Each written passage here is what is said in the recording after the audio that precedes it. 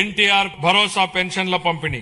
రాష్ట్ర సంక్షేమ చరిత్రలో ఎన్టీఆర్ భరోసా పెన్షన్లు ఒక మైలురాయి. లక్షలాది కుటుంబాలకు పెద్ద కొడుకులా గౌరవ ముఖ్యమంత్రి గారు స్వయంగా లబ్ధిదారుల ఇళ్లకు వెళ్లి పెన్షన్లను అందజేస్తూ వారికి భరోసాను కల్పిస్తున్నారు. దేశంలో మరెక్కడా లేని విధంగా డీబీటీ ద్వారా 4,000 నుండి 15,000 రూపాయల వరకు పెన్షన్లను అందిస్తున్న ఏకైక రాష్ట్రం ఆంధ్రప్రదేశ్.